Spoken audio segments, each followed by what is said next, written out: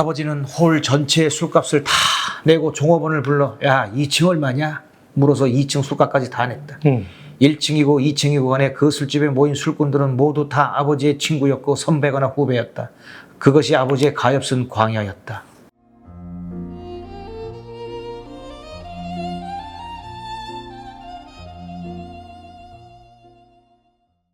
우리가 지난주에 시작했지만 이제 두 번째입니다. 라면. 네, 라면. 지난번에 라면 결국 끓여 먹었지 뭐. 김훈 산문집입니다. 라면을 끓이며 두 번째 단락이에요. 광야를 달리는 말. 요겁니다. 지금은 세상을 떠난 내 아버지 휘 광주에 대하여 적는다. 나는 터럭을 겨우 쓰고 몸통을 쓰지 못한다. 아버지를 묻던 겨울은 몹시 추웠다. 맞바람이 치던 야산 언덕이었다. 언 땅이 곡괭이를 튕겨내서 모닥불을 질러 땅을 녹이고 파내려갔다. 벌써 40년이 지났다. 그때 나는 육군에서 갓 제대해 밥벌이를 찾아서 거리를 헤매고 있었다. 아버지는 오래 병석에 누워 계셨고 가난은 가히 설화적이었다. 병장계급장을 달고 외출 나와서 가끔씩 아래를 살펴드렸다. 죽음은 거역할 수 없는 확실성으로 그 언저리에 와 있었다. 아래를 살필 때 아버지도 울었고 나도 울었다. 너 이러지 말고 나가서 놀아. 좀 놀다가 부대에 들어가야지. 아버지는 장작처럼 마른 팔다리를 뒤척이며 말했다. 땅을 파는데 한나절이 걸렸다. 관이 구덩이 속으로 내려갈 때 내 어린 여동생들은 따라 들어갈 것처럼 땅바닥을 구르며 울었다. 둘에 타는 듯한 다급하고도 악착스러운 울음이었다. 나는 내 여동생들을 꾸짖어 단속했다. 요사스럽다. 곡을 그만다. 내 아버지한테서 배운 말투였다. 여동생들은 질려서 울지 못했다. 아버지의 관이 내려갈 때 나는 비로소 내 여동생들의 오빠라는 운명에 두렵고도 버거운 충만감을 느꼈다. 나는 가부장의 아들로 태어난 가부장이었던 것이다. 이게 실제 지금 김훈 작가님의 옛날 일이지? 야, 이거 근데 약간 불안해진다. 왜냐하면, 우리 경식이가 또 아버지 얘기가 나오면 또 이게 힘들어지는데. 일찍 돌아가셔서 그런 거지. 한번 계속 들어보자. 나는 가부장의 아들로 태어난 가부장이었던 것이다. 오빠라는 호칭은 지금도 나에게 두렵고 버겁다. 나는 둘째 아들이기 때문에 내 여동생들은 나를 작은 오빠라 부른다. 이 작은 오빠라는 호칭은 여전히 나를 목매게 한다. 지금은 한식날 아버지 무덤에 성묘 가서도 나는 울지 않는다. 내 여동생들도 이제는 다들 늙어서 울지 않는다.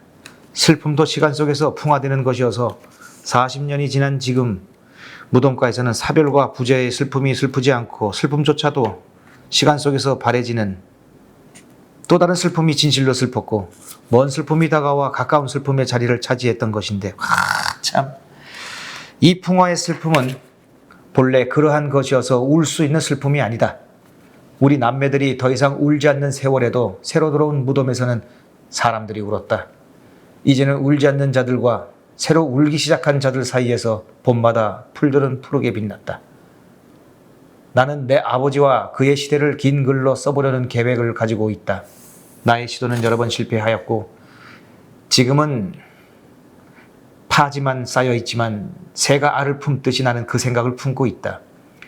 내가 실패를 거듭하는 까닭을 나는 안다. 내 아버지의 삶의 파탄과 광기, 그의 꿈과 울분과 절망의 하중을 내가 감당하지 못하기 때문이다.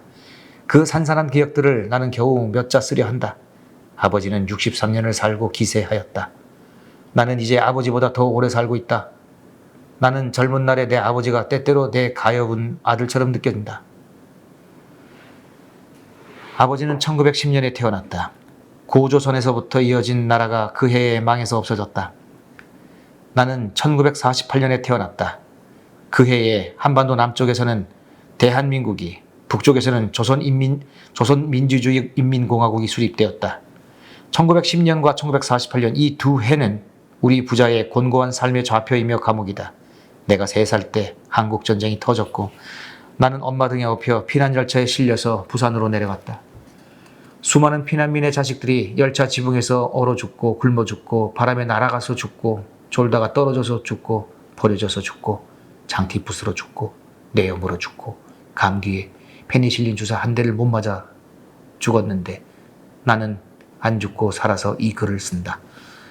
나의 아버지는 19살에 길림을 거쳐서 상해로 갔고 중일전쟁 시기를 거기서 보내고 1945년 11월 귀국하는 임시정부 제1진과 함께 서울로 돌아왔다. 상해 임정에서 그의 역할이 무엇이었는지는 분명치 않다. 그가 임정의 조직 안에 개설된 학교에서 망명 한인의 자제들에게 한국어 국사를 가르치고 연극을 지도했다는 사실은 그 당시 망명자들의 기록에 여기저기 나온다. 그리고 나의 아버지는 방종한 삶의 태도 때문에 김구에게 불려가 가끔 야단도 맞았던 모양이다. 김구에게 야단 맞은 일은 내 아버지의 평생 자랑거리였다. 상해에서 젊은 그들은 망국의 울분에 씨름했고 자유세계를 향한 열정에 타올랐다. 젊은 내 아버지는 상해 전차 승차권 검표원을 하거나 부두 노동으로 밥벌이를 했고 이 집 저 집 동포 선후배의 집을 전전하며 얻어먹었고 또 굶었다. 그는 가리방 등사기 한 대의 장만해서 문학, 연극, 영화 지망생들을 모아서 동인지를 발행했다. 그는 상해 시절 회고하면서 다음과 같은 문장을 남겼다. 조국이라는 것이 우리에게는 그리 매력적인 존재가 아니었다. 으스러지게 부둥켜 안아보고 싶고 그 품에 안기고 싶은 조국이지만 우리에게 몸부림만 치게 하고 일경의 칼자루 밑에 찍소리도 못하는 조국. 젊은 내 아버지는 망해버린 조국에 대한 그리움에 흐느끼면서도 조국이라는 사슬에 얽매여 칭칭 감기는 운명을 저주하고 있었다. 아버지가 남긴 이 문장을 읽으면서 나는 가엾은 내 아들과 같은 젊은 아버지를 안아주고 싶었다. 가엾은 내 아들과 같은 젊은 아버지를 안아주고 싶었다. 해방된 조국에 돌아와 보니 백성들은 모두 창씨개명을 하고 일본의 노예가 되어서 아무런 희망도 느낄 수 없었지만 일제 36년 동안 결의의 명맥을 지탱해 준 사람은 만주나 상해에서 돌아온 망명패거리가 아니고 점령당한 한반도에서 지옥의 나날을 감당해온 저 기진맥진한 백성일 것이다. 나는 저들과 함께 다시 살아야겠다고 생각했다. 고 내가 조금 자라서 말을 알아들을 만할 때 나의 아버지는 말해주었다. 1949년 6월 26일 김구가 육군 소위 안도의 흉탄에 서거하자 김구를 받들어서 나라 만들기에 동참하려던 수많은 청년들의 꿈은 좌절되었고 나의 아버지도 그 청년들 중에 한 사람이었다. 내 아버지는 공회전과 원점 회기를 거듭하는 한국 현대사의 황무지에 맨몸을 갈았다. 그는 비명을 지르고 좌충우돌하면서 그 황무지를 건너가지 못하고 그 돌밭에 몸을 갈면서 세상을 떠났다.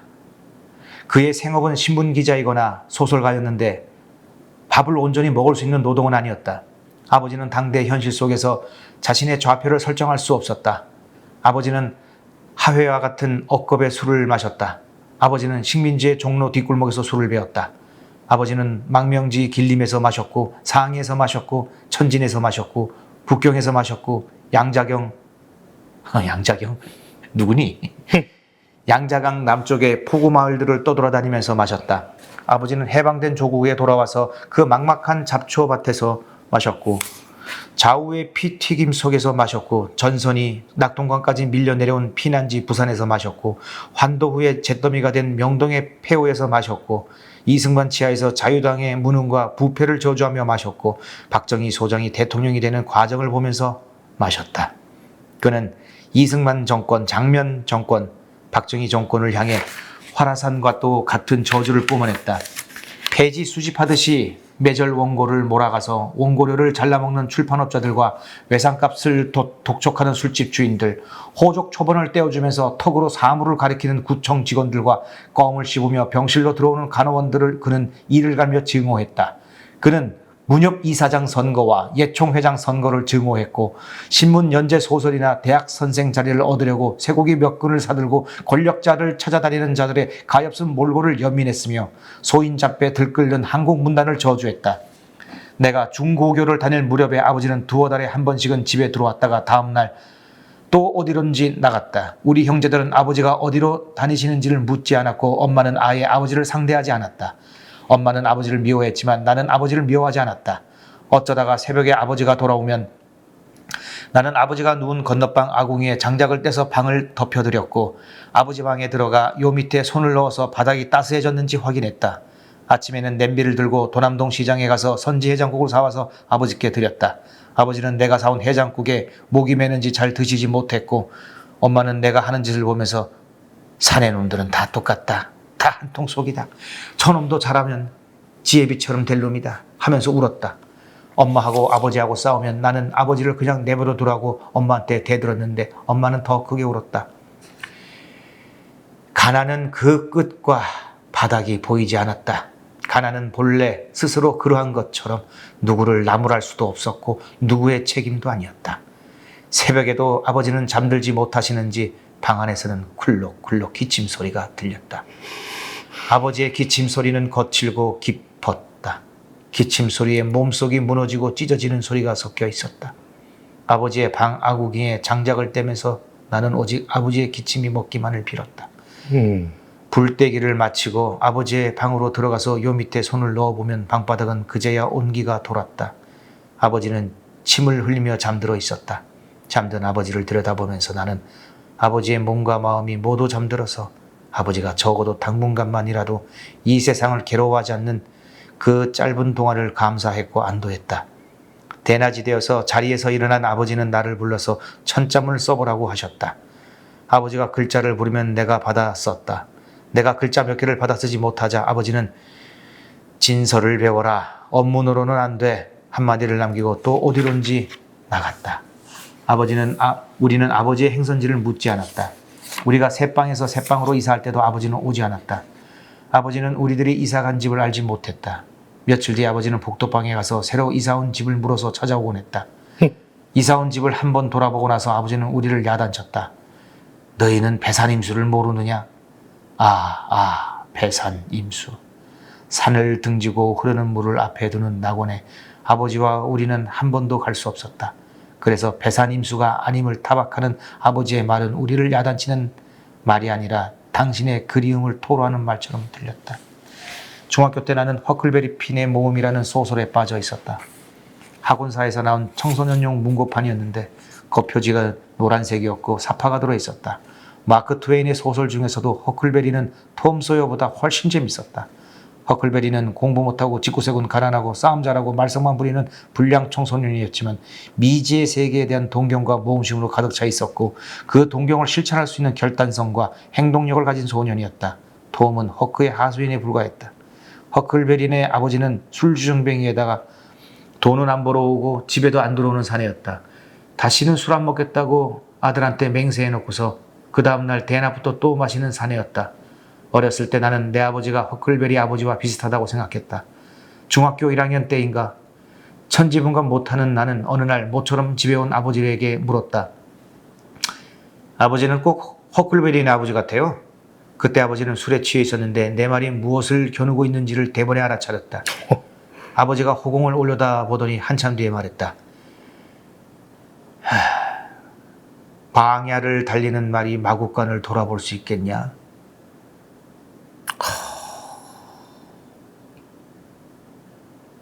나는 대답하지 못했다. 아버지는 또 말했다. 내 말이 어렵냐?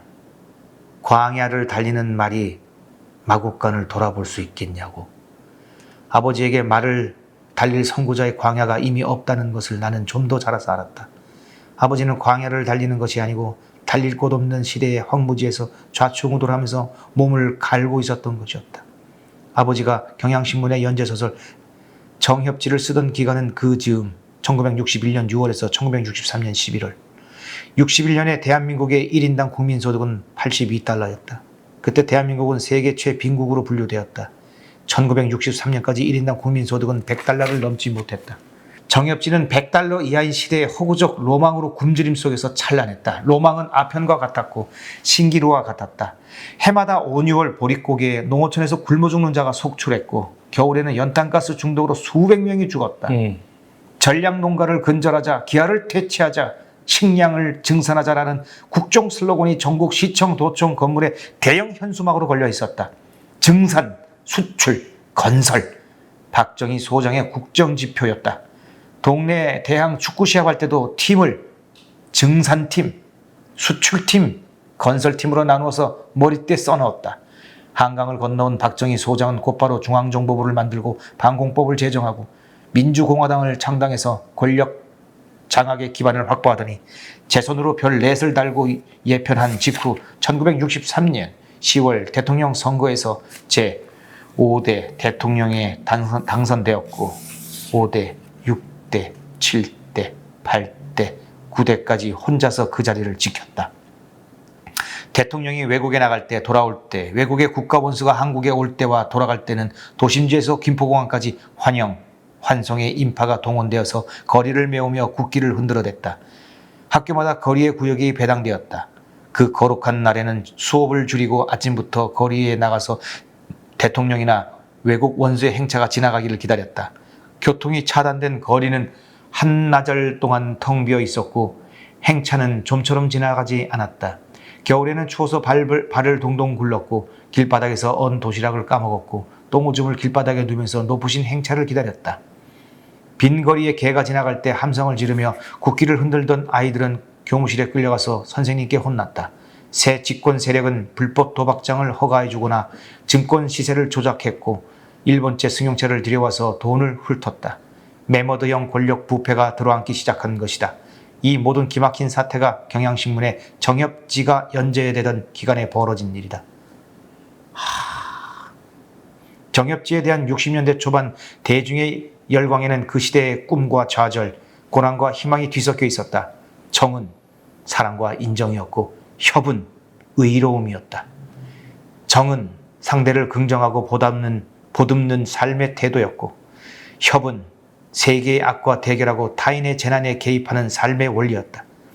정과 협은 악세에 신음하는 대중이 갈망하던 세상의 모습일 터인데 그 서럽고 간절한 꿈은 무협소설의 허구적 로망에 의탁되어 있었다. 아버지는 당신이 쓰신 무협소설이 좀 팔려서 돈이 생기던 시절 집안의 술값을 혼자서 다 내고 다녔다. 장안의 술값을 혼자서 다 내고 다녔다. 돌아오지 않는 아버지를 찾으러 거리에 나갔다가 술집에서 아버지를 만난 적도 있다. 아버지는 홀 전체의 술값을 다 내고 종업원을 불러 야 2층 얼마냐? 물어서 2층 술값까지 다 냈다. 1층이고 2층이고 간에 그 술집에 모인 술꾼들은 모두 다 아버지의 친구였고 선배거나 후배였다. 나는 그런 아버지를 보면서 나는 언제쯤 저래보나 하면서 부러웠던 적도 있다. 그것이 아버지의 가엾은 광야였다. 그때 아버지는 늘 밖으로 돌아서 나는 아버지가 그 많은 원고를 어디서 쓰는지 알지 못했다. 다방이나 여관에서 쓴다는 말도 있었다. 나는 아버지의 원고료를 떼어먹은 자들을 지금도 저주한다. 우리 집에는 아버지의 서재가 없었고 우리 식구들은 늘 방 두 칸에 울거리며 살았다. 이사 갈 때는 짐보따리를 수레에 싣고 형이 끌고 내가 밀면서 갔다. 아버지는 대학이나 선생한테서 문학을 배운 적이 없다. 상해 시절에 가래방을 긁어서 문해동인지를 만들면서 스스로 글쓰기를 배우기 시작한 것이다. 정엽지 인기가 치솟자 글쓰는 동료들이 아버지를 삼류 작가라고 깔보았고 아버지는 속상하니까 더욱 마셨다. 아버지는 속상했겠지만 나는 정엽지를 중요하게 생각하고 있었다. 그것이 우리 형제들이 대통령 행차 때마다 추운 거리에 끌려나갈지언정 교복 입고 학교에 다닐 수 있기 때문이고 끼니 때마다 밥을 먹을 수 있는 물적 토대가 되었기 때문이다. 아버지는 앞으로 나가지 못하고 자꾸만 공회전하는 그의 시대에 몸을 던져 가루가 되면서 좌충우돌했다. 아버지는 세상에 대한 미움이 많았고 그 미움 때문에 스스로 괴로워했다. 70년대 기라성 같은 청년 작가 김승욱이 단편소설 무진기행을 발표했을 때 아버지는 문인 친구들과 함께 우리 집에 모여서 술을 마셨다. 그들은 모두 김승욱이라는 벼락에 맞아서 넋이 빠진 상태였다. 너 김승욱이라고 하니? 아 몰라 본 적이 없어 글만 읽었지. 그들은 김승욱이라는 녀석의 놀라움을 밤새 이야기하면서 혀를 내둘렀다. 새벽에 아버지는 이제 우리들 시대는 갔어 고래고래 소리를 질렀다. 나는 식은 안주를 연탄 아궁이에 데워서 가져다 드렸다. 아침에 아버지 친구들은 나에게 용돈을 몇 푼씩 주고 돌아갔다. 나는 고등학교 때 담배를 배웠다. 다른 아이들이 골련을 피울 때 나는 아버지의 파이프를 훔쳐서 피웠다. 학교에서 파이프를 피우다가 선생님한테 빼앗기고 벌을 섰다. 다음날 아버지가 학교에 와서 빼앗긴 파이프를 받아냈다. 아버지는 그 파이프를 나에게 돌려주었다. 너 가져가라. 학교에선 가져가지 마라. 너 담배 줄여. 아버지는 자상하지도 않았고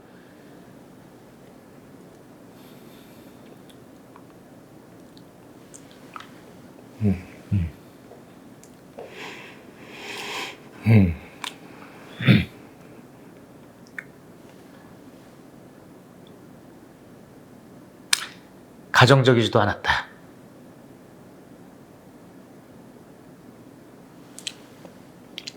티슈, 티슈. 아니야, 괜찮아. 아버지는 가난했고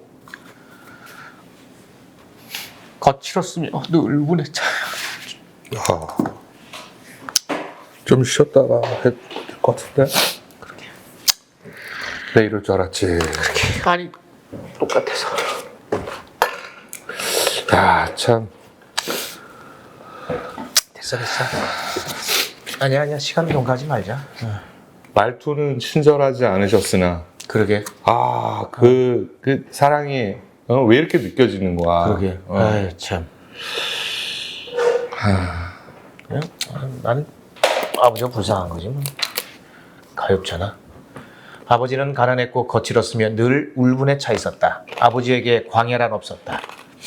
아버지는 그 불모한 시대의 황무지에 인간의 울분과 열정을 뿌리고 갔다. 나는 언제나 그런 아버지의 편이었다. 내가 너무 아버지 편을 들어서 늙은 어머니는 지금도 내가 못마땅하지만 어쩔 수 없는 일이다. 아버지가 세상 떠나던 날은 몹시 추웠다. 초상 때 아버지 친구들이 많이 왔는데 다들 가난한 글쟁이라 부의금 봉투는 별로 없었고 술만 드립다 퍼마시고 돌아갔다. 술 취해서 정치 노선 싸움을 벌이며 술상을 뒤엎는 사람도 있었다. 발인 날은 더욱 추웠다. 아버지의 관이 내려갈 때 나는 내 아버지와 같은 삶을 살지 않기로 작심했다. 내 아버지가 조국이라는 운명을 저주했듯이 나는 내 아버지의 시대로부터 벗어나야 한다고 다짐했다. 그러나 그것이 가능한 일이었을까? 너무나 슬퍼서 조국을 버리고 싶었다던 내 아버지의 젊은 날의 글을 읽으면 지금도 나는 목맨다. 아버지가 남긴 무협지를 꺼내 만져보면서 아버지를 묻던 날 이후에 나는 어떤 인간이 되었나를 생각하면 대답은 안 나오고 등에서 식은땀이 흐른다. 정화암, 백정기, 이하유, 이울규, 이정규는 내 아버지가 가장 존경했던 상해 시절 선배들이다. 아버지의 표현에 따르면 그들은 불타는 투혼의 아나키스트였다. 아버지는 가끔씩 이 선배들의 묘역에 가서 선생님을 부르며 풀을 쥐어뜯고 울었다. 나는 아버지의 유언에 따라 그 선배들의 무덤 가까이에 아버지의 유택을 마련해 드렸다. 지난 한식 때 심은 잔디가 잘 퍼져 있다. 기도한다. 주여, 망자에게 편안을 주소서. 주여, 우리를 불쌍히 여기소서. 자, 여기까지가 한 달락. 야, 아이고.